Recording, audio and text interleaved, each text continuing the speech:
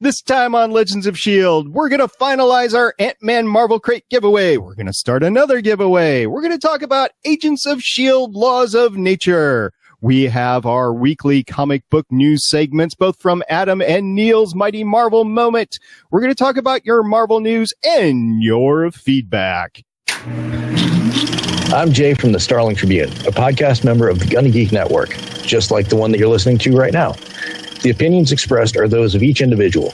Check out all other podcasts at GunnaGeekNetwork.com and get ready because geekiness starts in 3, 2, 1. You have been granted clearance by Director Phil Coulson. Stand by for S.H.I.E.L.D. debriefing.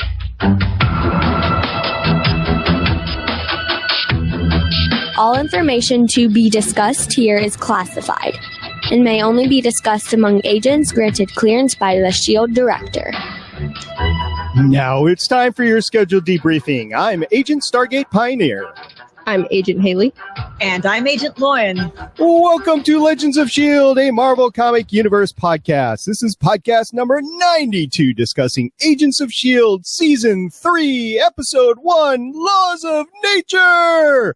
This podcast is recorded on Wednesday, September 30th, 2015. Legends of S.H.I.E.L.D. is a fan-based podcast on the ABC television show Marvel's Agents of S.H.I.E.L.D., Marvel's Agent Carter, Marvel's Daredevil on Netflix, and the general Marvel comic universe. Because, hey, guys, let's give Coulson a hand. Yeah. If you'd like to talk to us about giving Coulson a hand, you can visit our website, legendsofshield.com.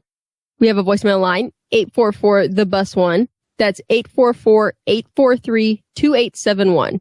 You can also get in touch with us on Facebook, Twitter, Tumblr by searching for Legends of S.H.I.E.L.D. We have a YouTube channel where we're also Legends of S.H.I.E.L.D. And we have forums available at forums.gunnageek.com. Or if you have a smartphone, you can search for Gunna Geek on the Tapatalk app. So today, we are finally, after a long summer, giving away our Ant-Man Marvel Crate, aren't we, Haley? Yep, it is time. It is time. And after much thought, after going over the submissions, there is obviously only one individual that can get this Marvel Crate. It's Scott Lang, isn't it? He came in and stole it. There you go. Lauren, I'm passing it to you. Aww! Yay! Nepotism, yay! My tiny voice says yay! Tiny voice, the tiny voice. The tiny voice. And yes, I've got my tiny Ant-Man on my mic stand. If you can see me on YouTube or on Blab, you can see the tiny bobblehead Ant-Man. So there you go, Lauren. Congratulations. I will get this in the mail to you sometime, and you will get it sometime. Yay! I'm Kermit flailing. But don't worry. If you missed out on this, we have another one, don't we, Lauren? Yes, we do. Our next giveaway is, I forget which box it is because Marvel crates are... It's yours. It's yours. Oh, it's the Angry Groot. Angry Groot? Okay. Our next giveaway is a con-exclusive Angry Groot Pop Funko figure. Ooh. Yes, because everybody loves Groot. Yes. And what you need to do in order to get this awesome Angry Groot is you need to get a hold of us, call, email, tweet us, leave us a comment on Facebook, and you need to tell us what you want to see as Coulson's alternate hand. As we saw at the end of last season and the beginning of this season, Coulson is now down one hand. Coulson is now +1 robot hand. If Coulson was not +1 robot hand, what would you rather that he have? Let us know, and you could win an Angry Groot. Absolutely. We'll look forward to your submissions. You can get us at all the ways, our Twitters, our Facebooks, whatever, even our voicemail line, 612-888. That's wrong. Even our voicemail, even our voice. For the bus one. Yes. Even our voicemail line, 844-843-2871 or 844-THE-BUS-1. And yes, I didn't change it. And yes, we got a new buzz. We'll talk about that in a second. Yay! I just want to talk about one last thing before we start. Today is International Podcast Day, and we are celebrating by podcasting on Agents of S.H.I.E.L.D. Season 3 premiere. Isn't it great, gals? It is awesome. Yay. Awesome. It's finally back. It's here. It's happening. It's happening. All righty. So yes, it is happening, and it happened, and I unfortunately was podcasting on Geeky last night. I couldn't watch it live, but I was seeing all these amazing tweets come through on my phone from Lauren, and I was like, oh, I gotta watch it. I gotta watch it. I got to it at 11:30 last night, and I watched it. It was great. Yes. Oh man, I was so happy. I was just there like, oh, watching it. I can't believe it's on. I can't believe it's on. And then, of course, you know, the tweeting and the seeing of what was going on and the screaming and the science babies and the sadness and the feelings and the happiness and the fighting. And yes, there was a lot of feelings here last night. We got mentions of Sokovia. We got mentions of New York. I'm assuming both Manhattan and Harlem. We got mentions of London and PIM Technologies. It was a Marvel fest. We got President Ellis from Iron Man 3 as still played by William Sadler. Yes. It was all great. Who apparently doesn't answer to himself. Yeah, I mean, okay, Rosalind, that is her name, right? Right. I kept thinking of her as Scary Lady. One of many she names. was creeping me out.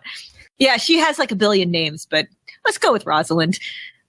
Yeah, she was scary. We don't know who she's answering to, if she answers to anyone, and apparently the president answers to her.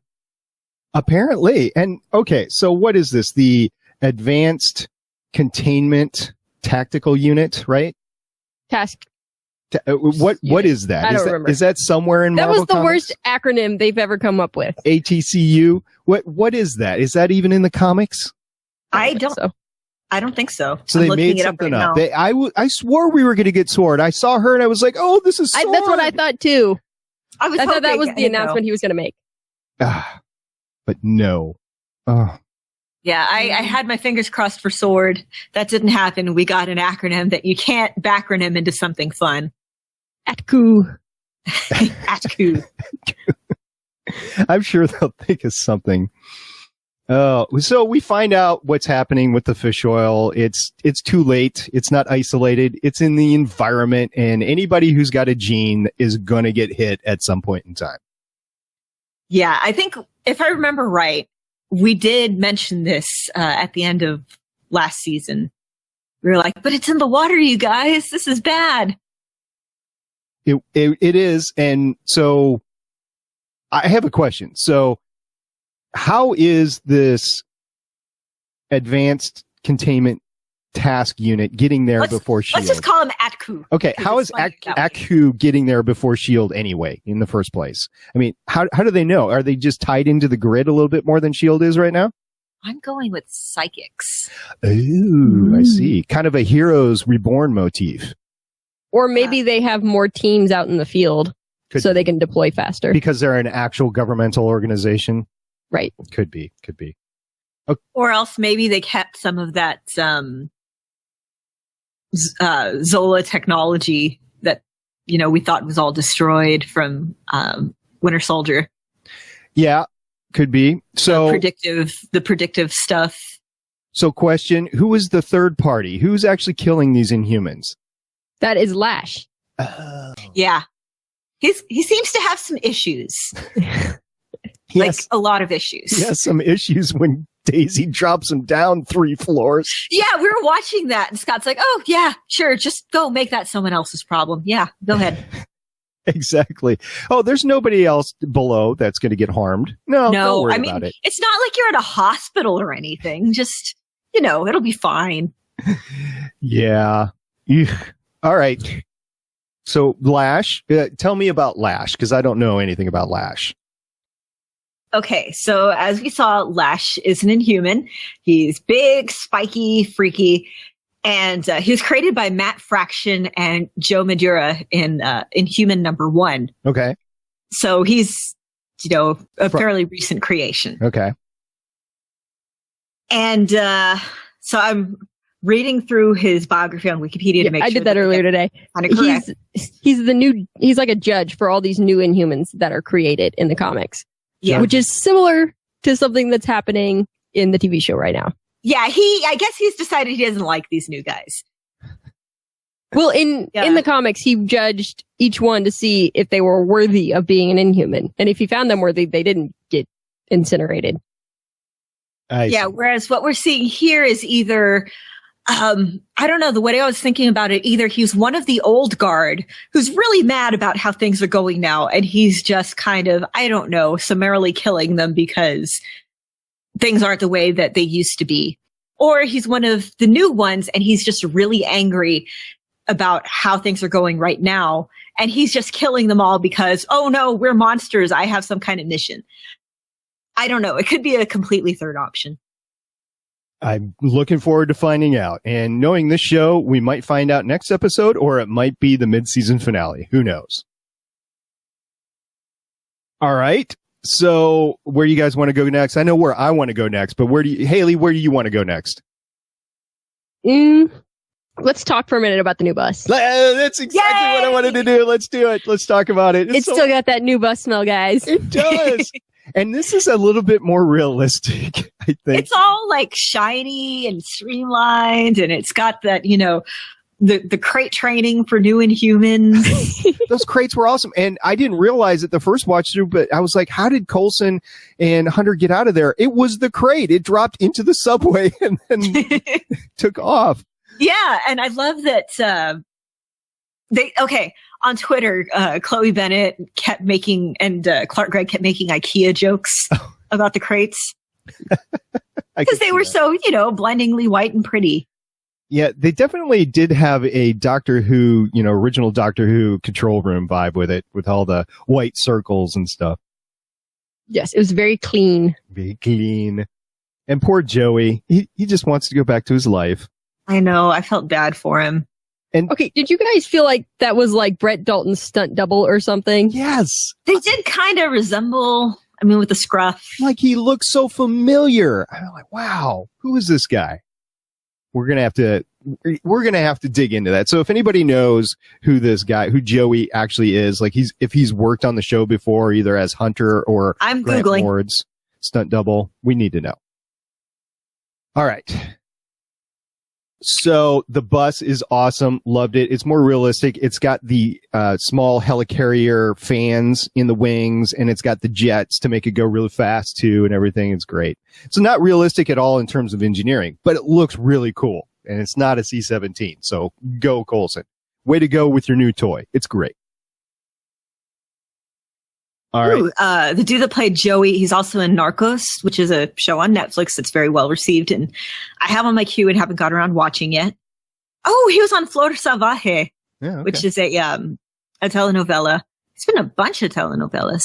So, Haley, describe to me a polytechnical adaptive material. Magic. Got it. Fair enough. I'm sure it's made out of unstable molecules.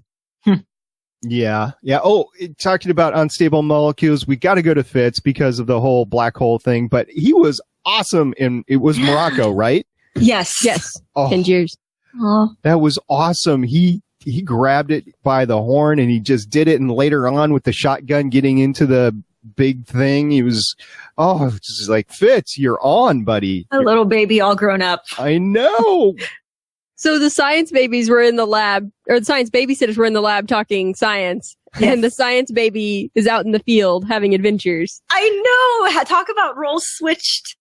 Like, okay, by the way, I'm so glad that they remembered that Bobby is actually a scientist in the comics. Yes, she will kick your ass, but she will also outthink your ass like 5 Ways to Sunday. So, Bobby, I've heard the term science baby mama. I don't, that term implies other things though. Yeah, I prefer science babysitter. Yes. All right. So we might have to go with that. All right. So before we get too in depth with this episode, See, if you were to say science mama, that would be okay. Science mama. All right. But yeah, science baby mama is something else. So now that we've gone through some of the big things, we still got a lot left. This episode was directed by Vincent Misiano, and it was written by these, I don't know, unknowns, Jed Wheaton and Marissa Tankeron. Amazing. They pulled it New to through. the show. Yeah, just complete unknowns. And if you're new to Legends of S.H.I.E.L.D., we are talking about the showrunners, Jed Wheaton and Marissa Tankeron. So yes, all S.H.I.E.L.D. veterans, and of course, you have to come in with a punch nowadays because there's so many options out there.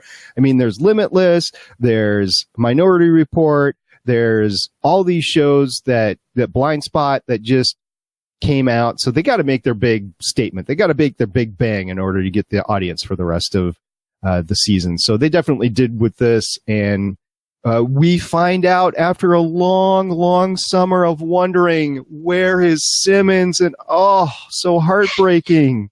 Space! She's in space. She's in Science baby in space. Science baby in space. All dirty, Space no adventures. shower, and running from something. What is she running from? I don't know, Space but it can monsters. smell her blood. Her bug? Yeah, her bug. It can smell her blood. That's why she rubbed some dirt on it.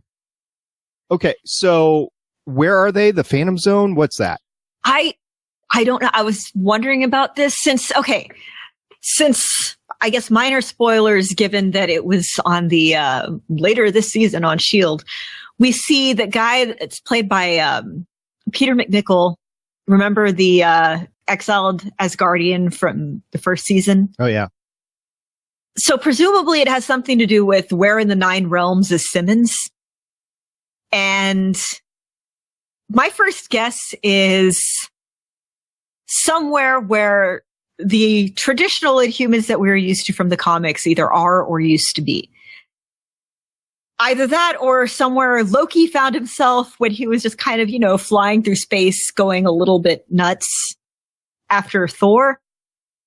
Or else maybe somewhere Thanos is hanging out. I don't know. But either way, it looks bad. But on the upside, they seem to have atmosphere that's breathable by humans. Yeah. Who knows? Maybe they're on Mars, right? No. That was not Mars. I know it wasn't. It was too dark, too purplish Yes. for Mars. Plus, the moon looked wrong. There was several of them, weren't there? Yes, there's at least 2, and one of them was very big. So cool to live on a planet with more than one moon. Why can't we have more than one moon? Why did we just have to have one? You got a crappy planet, that's why. I know. Let's get a new one. That's what made Star Wars so great, right? With Tatooine, you had not one, but 2 suns. 2 suns. 2 suns, yeah. Binary system. We only have one. I think Tatooine still only had 1 moon, though. I'd have to double check the planet. Was it a moon or was it a That's no moon. space station? Yeah, there you go. I'm giving you a withering look right now. All right, so Simmons is out there and Fitz is desperately trying to get her. He knows what it is. He knows it's a black hole gateway. He just doesn't know how to activate it. He doesn't know how to get her back. I think it's going to happen at some point in time, unless, the Guardians come in. Who knows? Guardians could come in. I mean, Chris Pratt has worked for TV before. We could get him back. All of a sudden, Chris Pratt is like, hey, I see you lost this, and then flies away on a space raptor. Yeah, it could be, or it could be his dad, who hasn't been cast yet. Nope. All right. Although they are talking slightly unrelated. They are going the whole, he's half Spartax and his dad's probably Jason of Spartax on the Guardians of the Galaxy animated show. But anyway. So we have a Rosalind, and she is the head of Act 2. And she looks menacing, and Coulson holds his own with her. And is this going to be a new Colonel Talbot? She seems a lot more competent than Talbot. It's true, she does. And she also has a lot tragic more hair. hardcore. Yes. Yeah. Yeah. Which you would expect because, the Earth has been attacked several times as the president goes through all the things that has happened. So I sure hope S.H.I.E.L.D. and Actu can get to some of these Inhumans before Lash does. I mean, we've got one. One has been saved out of 6 so far. I really, that we know of. Hope. That's not a good ratio there. No, that's not. But if they could team up, they could spread out, and hopefully they could start zeroing in on where Lash is. But he seems to be able to go wherever he wants anyway. So. Yeah, he's, I mean, what is that? Is that like teleportation? Is that some sort of dimensional tunneling? Whatever it was, it looked cool. Okay, so we have a question in the chat from at that nerd Mike, and he says, do you guys think that they will eventually bring in the Inhumans from the comics like Black Blot? I think they're saving the main Black Bolt. Yes, he did. He meant Black Bolt. I think they're saving the big Inhumans like Black Bolt, Medusa, and Luna, and all them for the movie.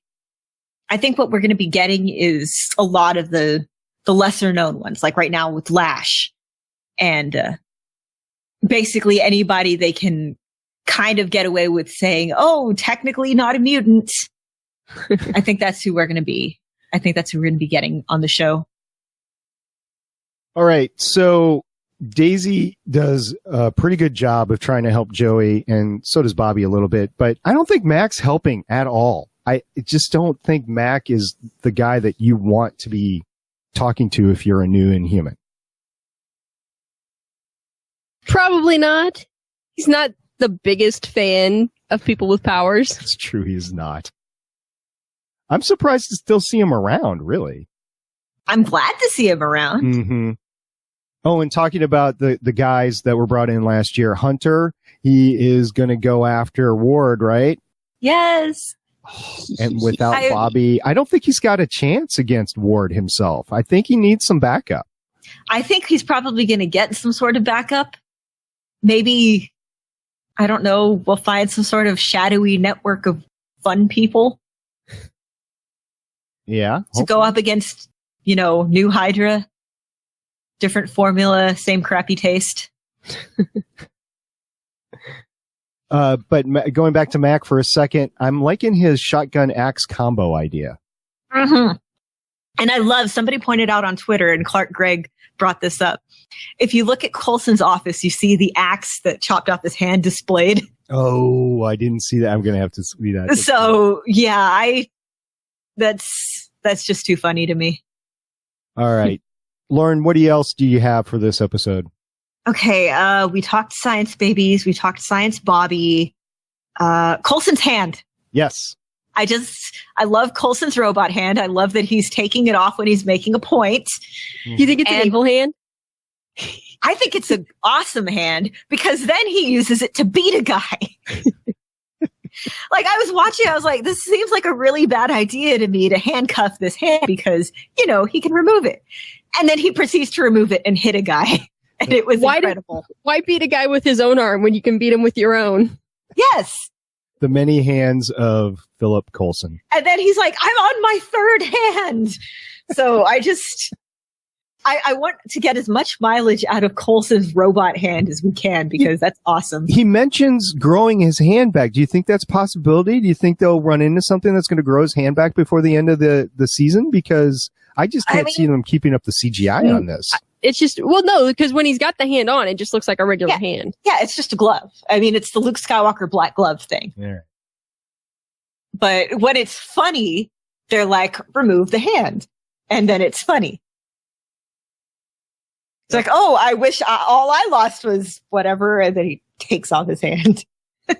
Haley, do you have anything for the episode? What haven't we talked about? Sky is Daisy now. Like, yes, just Daisy. Yeah, it's a little hard to remember. No.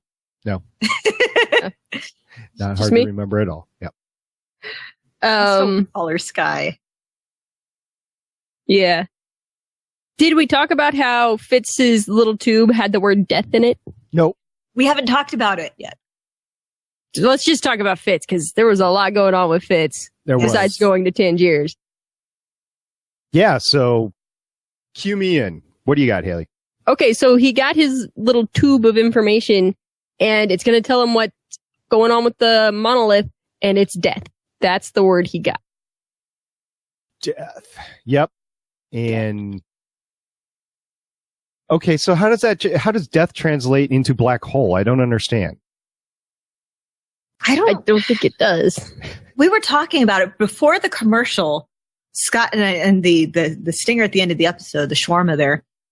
Scott and I were saying, oh, well, I mean, I thought we already knew that this thing's supposed to be death for Inhumans. Mm-hmm. And I mean, I suppose if the purpose is to transport them to some sort of weird dimension that feeds them to an alien creature, then maybe. But I don't know. That's really the only thing I can think of. Or maybe this was probably just me reading too much ghost story stuff yesterday. Maybe to open it, you have to do some sort of human sacrifice. Well, has been done before. Or they just thought it was death because people disappeared into it and never came back. True. It just gone forever, right? Yeah. Could be. All right. So Stinger? Oh, maybe that alien creature's name is Death? Like somebody was trying to name like their puppy Killer or something, but it's an alien creature and it didn't quite translate. Or like all those Apocalypse Into the World interpretations we got in X-Men. Before they knew Apocalypse was a person. Well, yes. Sort of a person. Kind of. Well, he's a mutant. He's, it's his deal. Yeah. All right. So the shawarma, what do we got? We've got Simmons running around in some terrible hellscape. Yeah, we talked about that already. And I was first watching it. The first thing I thought of was Welcome to Night Vale. I'm like, it's a desert otherworld. We need Carlos. Somebody go to the dog park and bring her back. All right. I'm out. Haley, what else you got? I think. Oh, well, no, we already talked about that. About how Lash is killing all those people. Yep. Turning them into piles of charcoal. Yep. Do you have any quotes? Yes. Okay, let's do it. You love your new toy, don't you? Yes, I do. Stargate Pioneer like the new toy. You've been spying on me? I looked at your Facebook page. I know. Big brother, right? Yeah. Be careful what you post. You never know what's going to be on there. That was Daisy firing a warning shot. Nobody really cared. They're like, yeah, that's Daisy. Yep, it's her thing. She does that.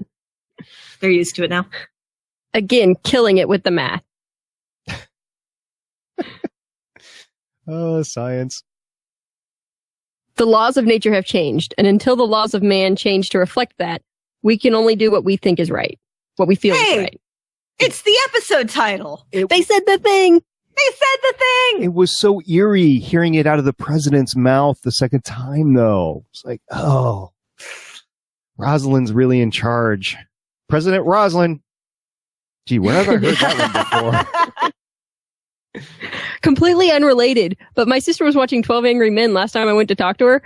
Rosalind is the judge in that, and then Adama is on the jury. That's true. I haven't actually seen the most recent. The remake, yep. Yeah. Anyways. Cajun Sean over on Blab said maybe Lash is death. Maybe. Yeah. Could be. So does that mean Lash has to be the one to go get her? Or her going in released him from that place? Oh. I don't know. Maybe.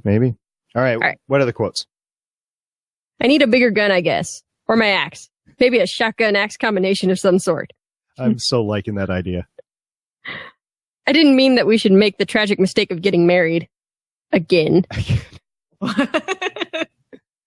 But she wants the ring. It's like, it's hers. She paid for it. It is. Well, okay, but I mean, there's symbolicism in there. Or symbolism, even. Mm-hmm. Symbolism. And then we got Angry Fitz banging on the monolith. Oh, yeah. Trying to get it to suck him up, too. Oh. He wants his woman. He wants his Simmons. All right. An amazing episode. I cannot wait for next week. Next week's going to be a busy week for me. I've got a couple other premieres going on, but this one will be great to see. And it's good. It's good. I agree. This is a good show still, right? Yes. Right. Awesome. Alrighty. So just a little tidbit. If you like this show, you might like some other shows on the Gonna Geek Network, like the Crimson Comet. Haley, what do you have to say about the Crimson Comet? Well, probably in the next week or so, some of the episodes we recorded this summer that we haven't released yet will be coming out. Mm-hmm. Also, there's a new episode coming out pretty soon. Oh. Like next week. Yeah. And that episode will probably be released October 10th. All so right. Keep an eye out for it. Keep an eye. Crimson Comet on the CW show, The Flash. All right. You guys ready to hear some comic book news? Yay! Yep. All right. Here we go.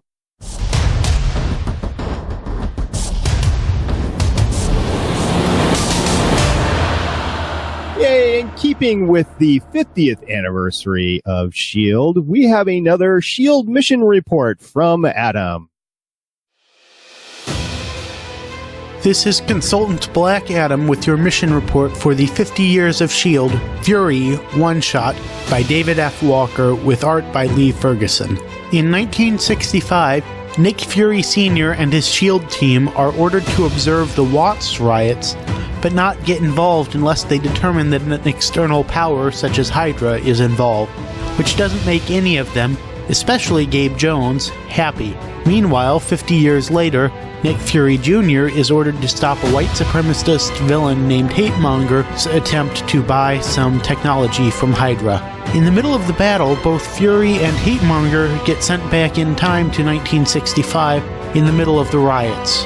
Fury is attacked by members of the California National Guard, which doesn't go well for them, allowing Hatemonger to escape. Fury quickly encounters his father's team and eventually gains their trust, calling himself Junior to avoid breaking S.H.I.E.L.D.'s time displacement protocols. They track Hatemonger to Honolulu, where they need to stop him from changing the course of history. This was a pretty good issue, though a bit too on the nose at points, especially with the name of the villain. The art was pretty interesting, especially during the parts prior to the time travel, which showed the parallel stories occurring on the same page. Now on to the news. S.H.I.E.L.D. issue 10, guest starring Howard the Duck, got pushed back to next week, so I will be reviewing it and the 50 Years of S.H.I.E.L.D. The Cavalry one-shot then. It looks like the Cavalry one-shot will explain what Agent May had to do to earn the nickname The Cavalry in the main Marvel Universe. Since we're approaching the end of the month of S.H.I.E.L.D., it's time to look at the solicit for S.H.I.E.L.D. issue 11, which will release on October 21st. In order to defeat an enemy from the past, Coulson and his team must resurrect a hero from yesteryear, Dominic Fortune. Only Fortune remembers the secret to conquering the threat at hand, but if S.H.I.E.L.D. wants it, they'll have to bargain for it. From looking ahead, it looks like this series will run through the beginning of the year before being replaced by the new Agents of S.H.I.E.L.D. series. Adam, thank you very much for getting us that this week. We look forward to your reports whenever you can get them to us, and looking forward to your delving into the history pretty soon, too, of S.H.I.E.L.D. comics. Oh, speaking of comics, right now, and speaking of Lash, I'm checking Comixology right now to check out what's about to be talked about. Inhuman Volume 1. Yeah. The comics featuring Lash are the single issues for 1 through 6 and Volume 1 are on sale. Woohoo! I love sales on comics. Yay! Yay! All right. Are you ladies ready for Neil's Mighty Marvel moment? Ready. Hi agents, Neil here with your Legends of S.H.I.E.L.D. Marvel moment, covering new releases from the week of September 23rd, 2015.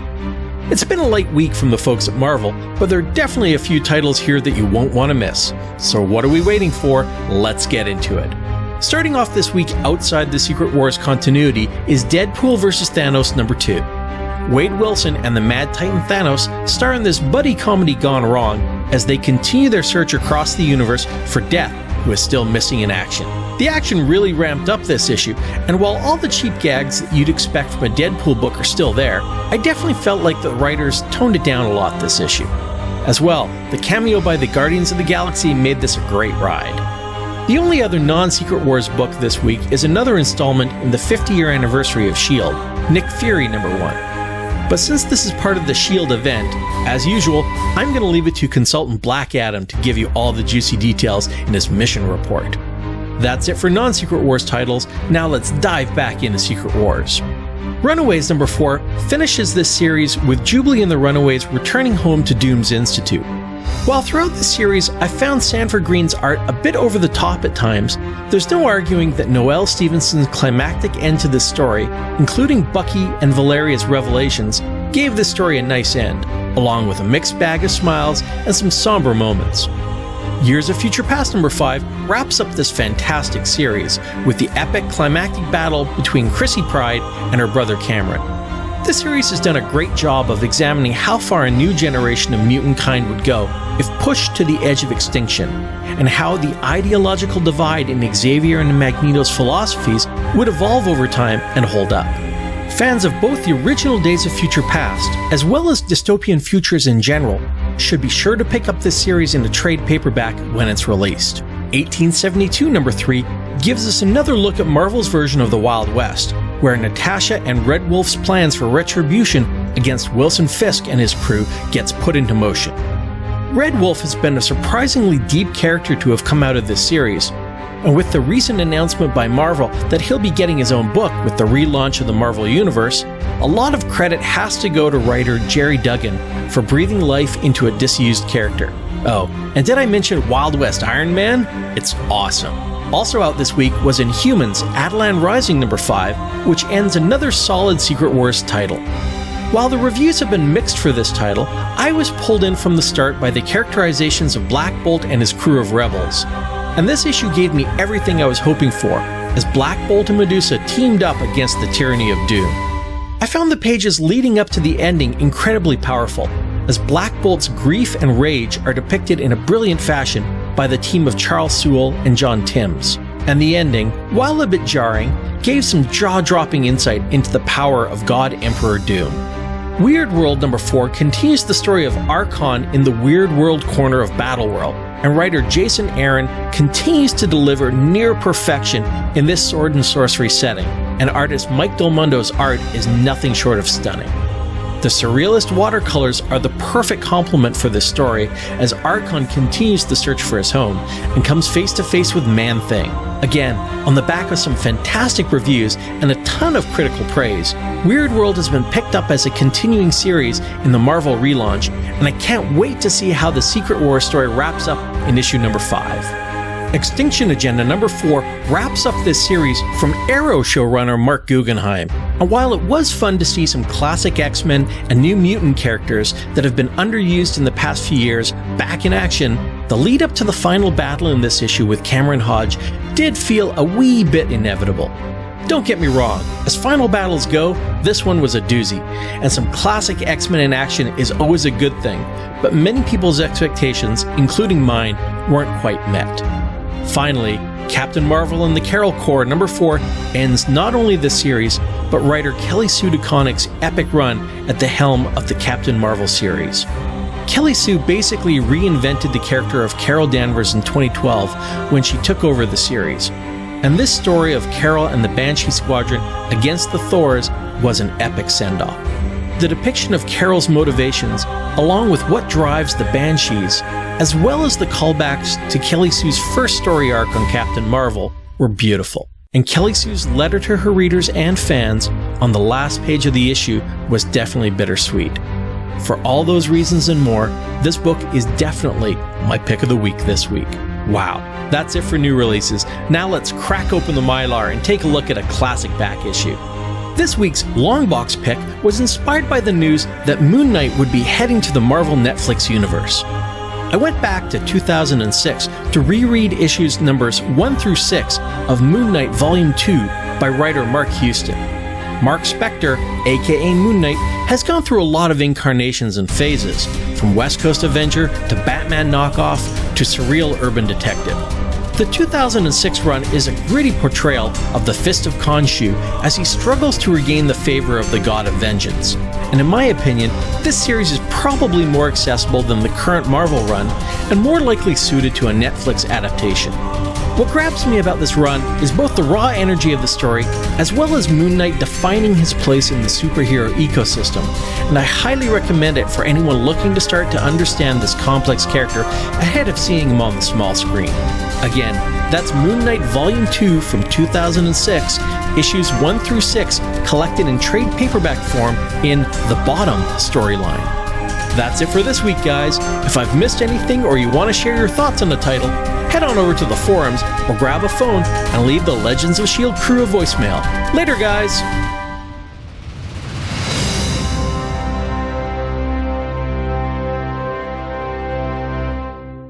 That was epic, as it always is, Neil. Thank you very much. Ladies, what's your favorite parts? I'm really looking forward to reading the Carol Corb one. Okay. I like that Marvel has in place, or S.H.I.E.L.D. does, protocols for when you accidentally get sent back in time.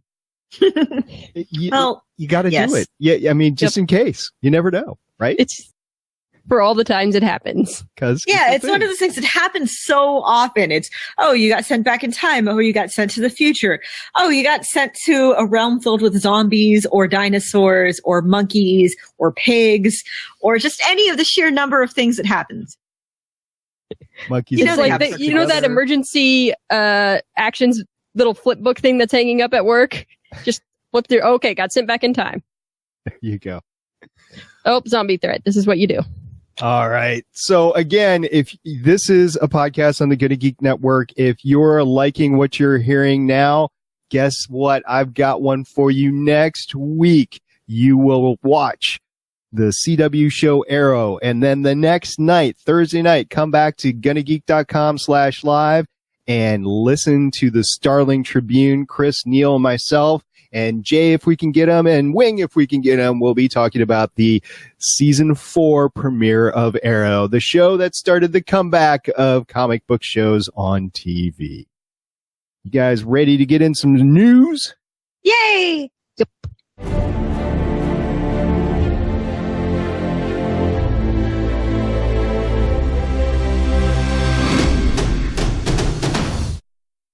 All right. Every time I hear that, I think of Phil Collins. Little bit. We have some news about casting on Agents of S.H.I.E.L.D. Yes, we do. I screamed when I saw this on Twitter. Dan Furygel, who is probably better known as, especially to me, as Agron from Spartacus, announced that he's going to be joining Agents of S.H.I.E.L.D. So I'm very pleased because Agron was one of my favorite characters. It's going to be great. Have you seen anything else beyond just the tweet he sent out? I know there was something else where they actually listed the character name and everything, but I forgot to look for it. Okay, I was just wondering if he was going to do one episode or an arc or what. Yeah, I don't know, but I know he's at least going to be in an episode, and that's good enough for me, and I'm very happy. Agron! So, okay, if you're listening to the podcast now, I have to forewarn you, kind of shelter your ears a little bit because we have some news about Jessica Jones. Yay! What's up? So a clip was released. They're like, okay, it's our first clip of her in action. And it's a really short clip. It's the alarm clock going off. It's playing Minnie Rips' Lovin' You. And then Jessica Jones's arm comes out and she smooshes the alarm clock. This is actually a scene directly from the Alias comics. Smoosh. All righty. Yes. So Jessica Jones, it's a thing. It's coming out November 20th. November 20th. So it's coming before we know it. Yes, we will cover it on Legends of S.H.I.E.L.D. So get ready. And then You know, I was thinking about this as I was watching the episode for the second time. Civil War, we're getting ready for Civil War, and the lead into Civil War is obviously going to be Agents of S.H.I.E.L.D. So we're leading up to it right now, like we have already in the MCU, but we are definitely seeing some hints of that as we come up to that. So we have some news about the definitive end of the trilogy. Yeah. So recently, Kevin Feige said that he considers Civil War to be a conclusive end to a trilogy of Captain America films. And that has some people nervous. But Evans has said that he'd really like to play Captain America for even longer than he's currently signed on to play. Of course, because the money, you know. Well, also because he's finally seeming to be really comfortable in the role now. And so there's a lot of people who are like, is Cap going to die? Is it going to be something else? I don't really know, but I want Cap to stay around because I really like Chris Evans as Cap.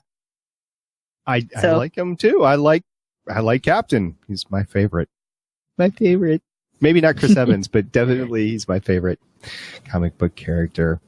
So, we're talking about Civil War, and we have to choose a side. We have not chosen a side here on this podcast yet. We have not done that drill. However, a couple of people that we know of have. Right. Chloe Bennett and Stan Lee have taken sides, and they're both siding with Cap. Yeah. I mean, I want to say, how could you not? But, okay. I don't know exactly what the issues with the sides are going to be in the movie, but in the comics, with the whole pro and anti-registration side, it could have been a much more evenly handled issue, but instead they made it, all for freedom. And then we are going to round up people and put them in actual camps in, the negative zone or the phantom zone or wherever Reed Richards set it up because he's a jerk. So it was kind of one of those things where if you're on Tony Stark's side, your friends are probably, your friends are questioning you. Just a little bit. Yeah. Also, there was the time they cloned Thor and turned him into a clone Thor robot. And it's like, dude, who does that? Dude. Tony Stark does that. What's with the robots? Come on. It was not a very evenly handled issue in the comics. So I'm hoping it's a bit more evenly handled in the movies. Well, it's because there was clearly a good side and a bad side, and they just needed one of our characters on the bad side. But, yeah. All right. So, what's up with Fox? Don't they get it? No Rogue in the Gambit movie? What's up? Come on. Yeah, so somebody asked Anna Paquin on Twitter, are we going to see Rogue in the Gambit movie? And she said no. And then a bunch of people were like, started releasing it as press. And she's like, that wasn't a press release. I just answered given the information that I have so far. Definitely not akin to the Marvel snipers she is. Well, because it's not Marvel Studios. Exactly. Fox doesn't have as many snipers. Exactly. Fox needs to learn. So I don't know if that means she's not going to be in it at all, or if maybe there's going to be a cameo they're deciding on later, or maybe there's just, who knows? At this point, it's still pretty early. But so far, at this point, there is, something that I really should have put in the news, and I'm going to put in it right now under just awe and cool stuff. Yeah. Hold on, I'm linking it. There was a con this weekend. It's Salt Lake City Con. Okay. Salt Lake City Comic Con. And Chris Evans and Haley Atwell were there. And they were, taking fan pictures and stuff. Aww. And a couple got engaged. The guy was dressed as Captain America. The girl's dressed as Black Widow. And during their photo session, they got engaged. And you see Chris Evans going like, oh, cool. And Haley Atwell making the world's most adorable face ever. So awesome. It's wonderful. To be with these guys playing along at the cons. They just must have so much fun on the weekends when they have to do this stuff. It's great. Yes. Haley Atwell tweeted about it, and I forgot to link it. But yes, I'm thankfully it's linked now. It's linked now. It's linked now. Go check the show notes. Listener, you will find a very cool thing indeed. Alrighty, are you ladies ready for the weekly feedback? Ready. Feed us.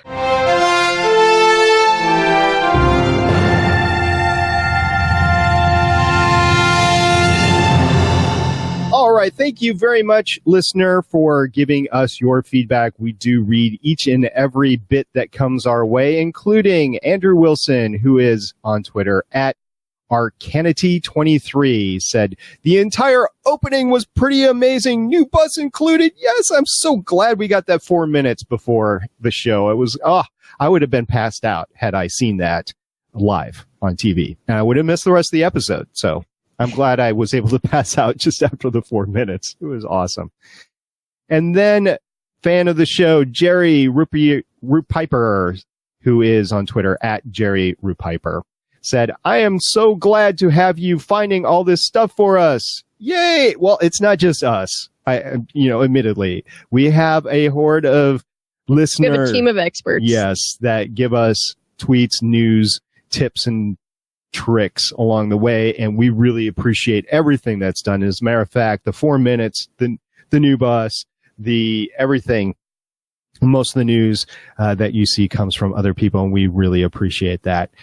So Black Adam at Starsaber_222, who you just heard in his S.H.I.E.L.D. mission report, said, feedback I forgot to record. So a little teaser there. He's got some feedback for us. Do they have one of those drop pods on the new bus for Lola? We haven't seen Lola yet. We need Hers to is see probably red. Yeah. Candy apple. Mm-hmm. And then Adam also says Fitz deserves an Emmy. Yes, Fitz. This is an amazing Fitz episode. Thank you, sir. Mm-hmm. And then long-term show listener Andy, who goes on Twitter by at Andy Migna, said, first name in the credits, except the main cast, I noticed was William Sandler, and I waited long time till he appeared. Hashtag all connected. Yeah, baby. All right. And then over on Facebook, we did post a picture of the new bus from a screen cap from those 4 lovely minutes. And Adam said, okay, that's awesome. What do you think the official name will be? Quinn Carrier, maybe? What do you think? The Bus 2. Bus 2? What do you think, Haley? Bus 2 Electric Boogaloo. Yeah, there you go. All right. I teased it before. We do have a voicemail from Adam. Here we go. Hey guys, this is Adam, just calling in with my thoughts on the season premiere of Agents of S.H.I.E.L.D. I do find it interesting that so soon after the comic that explored Mockingbird's more scientific side, they're going that direction in the show too. So what do you think? Science Mama for her nickname now instead of Science Babysitter? As for the rest of the show, I was kind of expecting the opposing group to end up being S.W.O.R.D, but looks like they're going somewhere a little different with that. Lash, I'm still a bit iffy on, though I'm wondering if he's somehow related to the monolith. And how about Simmons being in the Phantom Zone there at the end? I wonder where they're going with that. Can't wait to hear what you guys think. Talk to you later. Bye. Thank you very much, Adam, for your feedback. We really appreciate it. And don't forget, we do have a voicemail line, 844-THE-BUS-1. That's 844-843-2871. While I miss the bus, I love the new bus. Yay. So there you go. You ladies ready to walk it out, or do you have some feedback that I didn't know about? Nope, ready. I'm just glad Ward has never been on this bus and soiled it with his wardiness. That's true.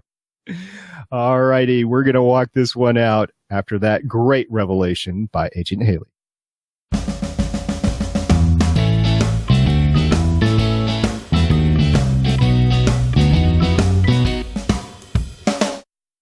Join us next week as we discuss Agents of S.H.I.E.L.D. Season 3, Episode Duh!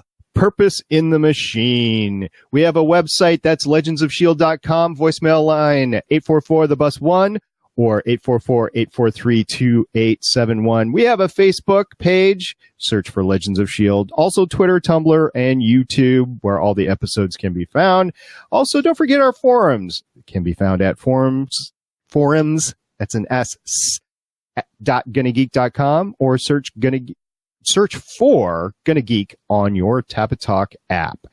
We are now streaming, if you haven't figured it out by now, on Blab and Spreaker, so you can catch us there as well. So go ahead and favorite us or follow us or whatever the protocol is, and we will be there every week as we discuss Agents of S.H.I.E.L.D. and Agent Carter and Lauren. Science babies! And what's the other series? Jessica Jones! Jessica Jones! And then what comes after that? Luke Cage! There you go. Luke Cage. I exist to make silly noises. I just want to say thank you to everybody that popped in on Blab today. I really appreciate you. We'll transition to an after show over there. Won't go away. So if you want to join us there, you can hop on the open seat and talk to us.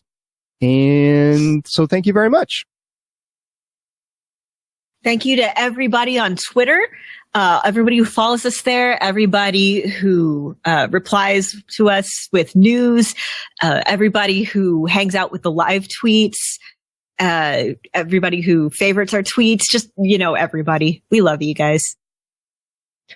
Yeah, and when you're sending your feedback, keep in mind we've got another giveaway going on right now. It's going to be open until we do our podcast over episode 3 of Agents of S.H.I.E.L.D. And it's the Angry Groot, and you've got to tell us about Coulson's alternate hand. Absolutely. Can't wait to give that away. Lauren, you will be getting your Ant-Man crate really soon. Until next time, I'm Agent Stargate Pioneer. I'm Agent Haley. I'm Agent Lauren. Bye. See you guys next week. Bye.